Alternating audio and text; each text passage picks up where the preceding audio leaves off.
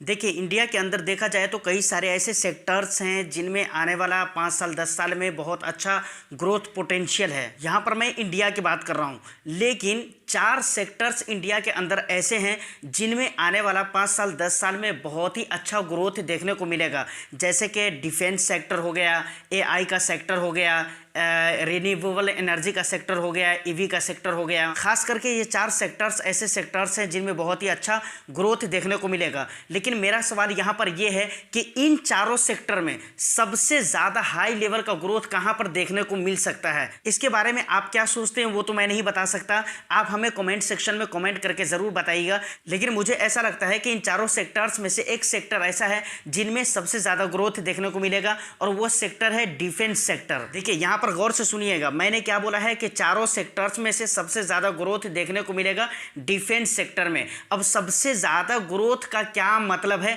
इसको भी ज़रा आप समझ लीजिए। सबसे पहली बात कि डिफेंस सेक्टर ऑलरेडी बहुत ही अच्छा रिटर्न्स दे रहे हैं। अब आपको पता ही है कि मार्केट में नए नए लोग आते रहते हैं। अब जो नए लोग आ रहे हैं मार्केट में, उन्हें लगता है कि उनके लिए अभी फिलहाल में प्रेजेंट में जितना रिटर्न्स मिल रहा है वही बहुत ज़्यादा है। लेकिन क्या आपको लगता है कि इंडियन डिफेंस सेक्टर प्रेजेंट में जितना डेवलप है बस इतना काफ़ी हो गया, मतलब इतना ही पर रुक जाएगा, अब ग्रोथ की ज़रूरत नहीं, अब डेवलपमेंट की ज़रूरत नहीं है? या फिर आपको क्या लगता है, आपको लगता है और ज़्यादा एडवांस होगा डिफेंस सेक्टर? तो मेरे कहने का मतलब है कि प्रेजेंट में इंडियन डिफेंस सेक्टर जितना ज़्यादा डेवलप है, इससे और भी ज़्यादा डेवलप होगा। यहाँ पर मैं आपको कहना यह चाह रहा हूँ कि आप समझ लीजिए, जब अभी के टाइम पे जब इतना अच्छा रिटर्न्स मिल रहा है डिफेंस सेक्टर से, तो आने वाला टाइम में जब और भी ज़्यादा एडवांस होगा तो और भी चीज़ों की ज़रूरत होगी, और भी चीज़ रिक्वायरमेंट में आएंगे, समझ रहे कि नहीं? मतलब इस पर और भी ज़्यादा काम किया जाएगा तो ये और भी डेवलप होगा। उस वक्त कहाँ तक रिटर्न इसका जा सकता है, आप कहाँ तक सोचते हैं? तो बिल्कुल आप यहाँ पर कह सकते हैं कि हाँ, उस वक्त डिफेंस सेक्टर का जो रिटर्न्स होगा वो बिल्कुल आसमान छूने को तैयार रहेगा। अब डिफेंस सेक्टर के रिटर्न्स की बात करते हैं। पिछले 12 महीने में 12 से 18% का रिटर्न्स दिया है डिफेंस सेक्टर ने। लेकिन 6-7 दिन 8 दिन पहले इस सेक्टर में गिरावट शुरू हुई थी, तो 6% से लेकर 14% तक के इसकी मार्केट गिरी भी है। अब यहाँ पर एक बहुत बड़ा प्रॉब्लम क्रिएट ये हो जाता है, जैसा कि आपको पता ही है और मैंने कहा ही है कि मार्केट में टाइम टू टाइम नए लोग आते रहते हैं, और नए लोग की बात क्या करें, बहुत सारे पुराने भी ऐसे लोग हैं जो घबरा जाते हैं। मार्केट में थोड़ी सी गिरावट हुई तो पैनिक होने लगते हैं, समझ रहे कि नहीं? वो सोचने लगते हैं अब क्या किया जाए, क्या बस कर देना चाहिए या फिर यहाँ पर कहानी खत्म हो गई। मतलब उन्हें इंस्टेंटली रिटर्न्स चाहिए, वो फ्यूचर को नहीं देखते हैं। जबकि उन्हें पता होना चाहिए कि शेयर मार्केट में शॉर्ट टर्म में पैसे नहीं बनते हैं, लॉन्ग टर्म में पैसे बनते हैं। और डिफेंस सेक्टर में ऐसा पहले भी हुआ है, और कई सारे सेक्टर्स में आपने देखा होगा कि ऐसा होता है कि फौरी तौर पे मतलब सडनली मतलब गिरावट आती है, और जब आप उस फंड से निकल जाएं या फिर उस स्टॉक को आप सेल कर दें तो फिर उस सेक्टर में ग्रोथ आना शुरू हो जाता है और मार्केट अपनी असली हालत पर पहुंच जाती है। तो सर, मेरे कहने का मतलब यहाँ पर यह है कि अगर आप स्टॉक मार्केट में इन्वेस्टमेंट करने के लिए आ ही गए हैं तो थोड़ा सा जिगरा तो आपको रखना पड़ेगा। अब डिफेंस सेक्टर के कुछ बड़ी कंपनियों के 1 ईयर के रिटर्न्स को हम देख लेते हैं, उसके बाद हम देखेंगे प्रेजेंट में अभी फिलहाल 7-8 रोज पहले जो गिरावट हुई थी वो क्यों हुई थी। और ये रिटर्न्स जो हम देखेंगे पिछले 12 महीने का ही रिटर्न्स देखेंगे, इस बात को याद रखिएगा। जेनटेक ने 318% का रिटर्न्स दिया है, मझगांव डॉक ने 155% का रिटर्न्स दिया है, तनेजा एरोस्पेस ने 125% का रिटर्न्स दिया है, एचएएल ने 56% का रिटर्न्स दिया है, और भेल ने 35% का रिटर्न्स दिया है। लेकिन वहीं पर सेम कंपनियों में गिरावट की बात की जाए तो जेनटेक और मझगांव में 6% की गिरावट हुई है, तनेजा एरोस्पेस में 11% की गिरावट हुई है, उसके बाद एचएएल में 4% की गिरावट हुई है, और भेल में 7% की गिरावट हुई है। अब हम सबसे पहले ये जान लेते हैं कि डिफेंस सेक्टर में रैली क्यों आया था, ताकि आपको ये चीज़ समझने में आसानी हो कि डिफेंस सेक्टर में फॉल क्यों आया है। समझ रहे, मतलब आप कनेक्ट हो पाएंगे, समझ रहे हैं ना? डिफेंस सेक्टर में रैली आने का सबसे पहला रीजन है डिफेंस प्रोडक्शन। 2023 फाइनेंशियल ईयर में इंडिया का डिफेंस प्रोडक्शन पहली बार 1 लाख करोड़ से ऊपर क्रॉस किया है। फाइनेंशियल ईयर 2022 से लेकर 2023 तक सिर्फ 12% का ग्रोथ यहां पर देखने को मिला है। यहां पर एक बात बहुत ही गौर से सोचने वाली यह है कि सिर्फ 12% की ग्रोथ हुई है तो इन्वेस्टर्स को इतना अच्छा रिटर्न्स मिल पाया है, लेकिन ये परसेंटेज बढ़ेगा ही। अभी 12% का है तो आने वाला टाइम में ये 14% का भी देगा, 18% का भी देगा और 20% का भी देगा। तो आने वाला फ्यूचर में आप इस सेक्टर को कहां देख पाएंगे, सोचिए। और इसी बात से मैं अपनी वीडियो की शुरुआत भी किया था। मैंने शुरू में ही कहा था कि इंडिया के अंदर 4 सेक्टर है, उन चारों में से डिफेंस का जो सेक्टर होगा ना उसमें बहुत ज़्यादा ग्रोथ देखने को मिलेगा आने वाला 5 से 10 सालों के अंदर। क्योंकि आपको याद है ना, मेक इन इंडिया, जब सारा डिफेंस सिस्टम इंडिया के अंदर तैयार होगा तो भाई इसके बजट को भी बढ़ाना पड़ेगा। और डिफेंस सेक्टर में रैली आने का दूसरा रीजन है, वो पहले रीजन से कनेक्टेड है, और वो दूसरा रीजन है क्या? Order book. जब सरकार सब कुछ इंडिया के अंदर ही बनवाना चाहती है तो इसके अकॉर्डिंग, इस हिसाब से इसके तहत ये समझना मुश्किल नहीं होगा कि सारे न्यू कॉन्ट्रैक्ट इंडियन कंपनीज को मिलेगा। और इसी लॉजिक से इंडियन डिफेंस सेक्टर की कंपनीज को ऑर्डर मिलना शुरू भी हुआ और कंपनी का ऑर्डर बुक स्ट्रॉन्ग हो गया। अब डिफेंस सेक्टर के कुछ कंपनीज हैं जिनके ऑर्डर बुक मैं आपको दिखलाता हूं कि कितने % तक के बढ़ोतरी हुई उनके ऑर्डर बुक में। सबसे पहले अगर हम बात करें HAL की, तो HAL का ऑर्डर बुक फाइनेंशियल 2020 से लेकर 2023 तक 55.27% बढ़ा है। वहीं पर भेल का ऑर्डर बुक फाइनेंशियल 2020 से लेकर 2023 तक के 32.33% बढ़ा है। उसके बाद BDL का ऑर्डर बुक 175% बढ़ा है।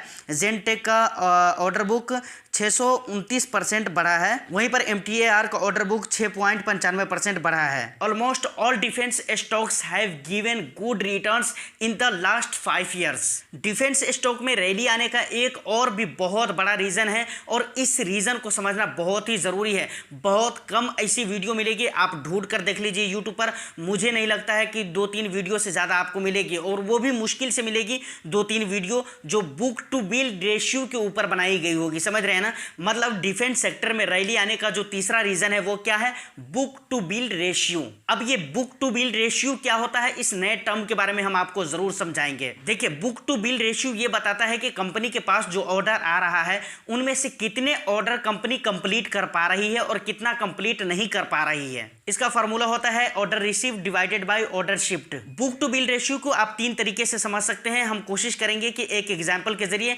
आपको तीनों टर्म समझा सकें। मान लीजिए एक Z नाम की कंपनी है, उसके पास फाइनेंशियल 2023 में 100 करोड़ का ऑर्डर है और कंपनी ने फाइनेंशियल ईयर 2023 में उस सारे ऑर्डर को कंप्लीट भी कर दिया। तो इस केस में कंपनी का बुक टू बिल रेशियो 1 हुआ। मतलब फाइनेंशियल ईयर 2023 में कंपनी के पास जितने भी ऑर्डर्स थे वो सारे ऑर्डर्स कंपनी ने कंप्लीट कर दिए हैं। और बुक टू बिल रेशियो को समझने का दूसरा तरीका यह है कि मान लीजिए कंपनी के पास 100 करोड़ का ऑर्डर है, लेकिन कंपनी 100 करोड़ का ऑर्डर कंप्लीट नहीं कर पाई, सिर्फ 80 करोड़ का ही ऑर्डर कंप्लीट कर पाई, मतलब 80 करोड़ का ही ऑर्डर कंप्लीट कर पाई है। तो इस केस में कंपनी का बुक टू बिल रेशियो हुआ 100/80, मतलब 1.25। मतलब कंपनी जितना ऑर्डर कंप्लीट कर पा रही है उससे ज्यादा ऑर्डर्स उसके पास पड़े हुए हैं। मतलब कंपनी फुल डिमांड में चल रही है, उसके पास ऑर्डर की किसी तरह की कोई कमी नहीं है। ये सारे इंडिकेटर्स है कंपनी के ग्रोथ पोटेंशियल के। मतलब ये सारे इंडिकेटर्स है कि फ्यूचर में कंपनी बहुत ही अच्छा परफॉर्म करने वाली है। और तीसरा तरीका यह है कि कंपनी के पास 100 करोड़ का ऑर्डर आ रहा है, इस तरह करके ऑर्डर आ ही रहे हैं, बट कंपनी पूरे ऑर्डर को कंप्लीट नहीं कर पा रही है। मतलब 120 करोड़ 110 करोड़ इस तरीके से कंप्लीट कर पा रही है। मान लीजिए 120 करोड़ ही कंप्लीट कर पा रही है, तो इसका यहां पर मतलब यह हो जाता है कि कंपनी का बुक टू बिल रेशियो कितना हुआ? 1.8 हुआ। यानी कंपनी के पास जितना ऑर्डर है उसको कंप्लीट नहीं कर पा रही है, कंपनी अपने पिछले ऑर्डर को ही कंप्लीट करने में लगी हुई है। और ये एक बहुत ही बड़ी बात होती है कि किसी भी कंपनी को फ्यूचर में कितना ग्रोथ मिलेगा वो इस बात पर डिपेंड करता है कि उसके पास ऑर्डर्स कितने आ रहे हैं और कितने ऑर्डर उनके पास पड़े हुए हैं, कितना कंपनी कंप्लीट कर पा रही है। तो इसीलिए एक से ज्यादा बुक टू बिल रेशियो बहुत ही अच्छा माना जाता है। किसी कंपनी का अगर बुक टू बिल रेशियो 1 है या 1 से ऊपर जितना भी है वो अच्छा माना जाता है, बट 1 से नीचे अगर हो तो अच्छा नहीं माना जाता है। तो मुझे उम्मीद है कि यहां तक आप बुक टू बिल रेशियो को समझ गए होंगे। तो वीडियो को एक लाइक कर दीजिए और चैनल को सब्सक्राइब। देखिए, बहुत ही मेहनत करके मैंने कंटेंट रिसर्च किया है और कंटेंट राइटिंग की है। मैं 2-3 दिन से इस कंटेंट के पीछे पड़ा हुआ था, समझ रहे हैं कि नहीं? तो एक लाइक तो बनता है ना कम से कम, और चैनल को सब्सक्राइब नहीं किया है तो सब्सक्राइब भी जरूर कर लीजिए। देखिए, तो मैंने पीछे क्या कहा है, किसी भी कंपनी का बुक टू बिल रेशियो 1 होना बहुत ही अच्छा माना जाता है।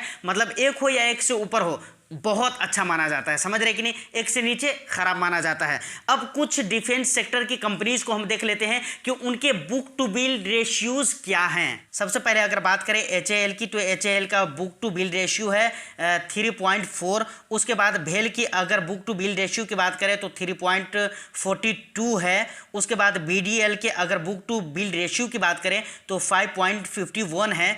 उसके बाद जेनटेक के अगर बिल रेशियो के बुक टू बिल रेशियो की बात करें तो 2.16 है। ओवरऑल डिफेंस सेक्टर की ज्यादातर कंपनीज ऐसी हैं जिनके बुक टू बिल रेशियो बहुत ही अच्छे हैं, एक से ज्यादा है। मतलब कंपनी जितना ऑर्डर कंप्लीट कर पा रही है उससे ज्यादा ऑर्डर्स उसके पास आ रहे हैं और उसके पास पड़े हुए हैं। तो डिफेंस सेक्टर में रैली आने के टोटल कितने रीजन हुए? 3 रीजन। अगर समरी करें तो सबसे पहला क्या हुआ? डिफेंस प्रोडक्शन में इंक्रीमेंट, और दूसरा स्ट्रॉन्ग ऑर्डर बुक इनफ्लो, और तीसरा good book to bill ratio. तो यहां तक अगर आप समझ चुके हैं तो अब हम समझते हैं कि डिफेंस स्टॉक में फॉल क्यों आया।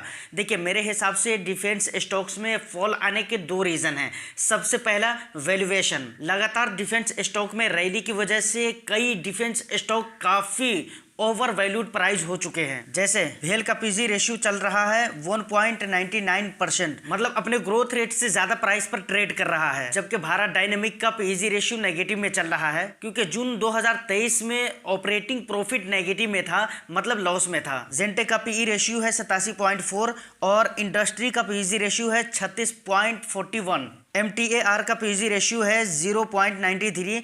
उसके बाद HAL का पीजी रेशियो है कितना? 0.92। तो ऑलमोस्ट ज़्यादातर डिफेंस कंपनीज अपने ओवर प्राइस पे ट्रेड कर रही है, और कुछ ऐसी कंपनीज हैं जिनके शेयर्स फेयर प्राइस पे ट्रेड कर रहे हैं। और जब भी किसी स्पेसिफिक इंडस्ट्री के मैक्सिमम शेयर्स ओवर प्राइस्ड हो जाते हैं तो वैल्यूएशन को करेक्ट करने के लिए सेलिंग दिखती है, प्रॉफिट बुकिंग दिखती है। इस तरह के रिस्क को कहा जाता है सिस्टमैटिक रिस्क। ये एक ऐसा रिस्क हो जाता है जो इंडस्ट्री के सारे शेयर्स को इफेक्ट करता है, मतलब सारे शेयर्स के ऊपर होता है। सिस्टमैटिक रिस्क से बचने के लिए अपने पोर्टफोलियो को डाइवर्सिफाई करके रखना बहुत ही जरूरी है। डिफेंस स्टॉक में फॉल का दूसरा रीजन है प्रॉफिट बुकिंग, यानी पिछले 4 साल 5 सालों में सभी का इन्वेस्टमेंट डबल ट्रिपल हुआ है, तो मतलब प्रॉफिट बुकिंग तो बनती है ना। मतलब आप FD या उस तरह के और भी दूसरी कोई ऐसा प्रोडक्ट उठाकर देख ले जहां पर इतना ज्यादा पैसा डबल नहीं हुआ है, पैसे में इतनी ज्यादा ग्रोथ नहीं आई है जितना ग्रोथ यहां पर देखने को मिला है। मतलब सीधा 4 से 5 सालों में सीधा डबल ट्रिपल हो गया है पैसा,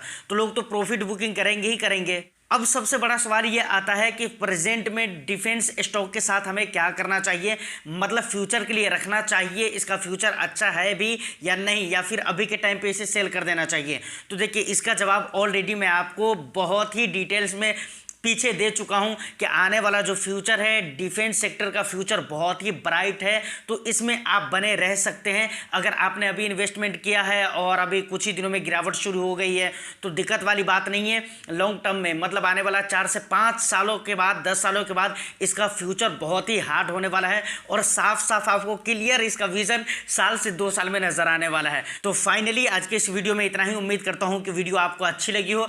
वीडियो अगर अच्छी लगी है तो वीडियो को एक लाइक करके शेयर कर दीजिए हर उन लोगों के पास जो लोग इस तरीके की वीडियो देखना पसंद करते हैं।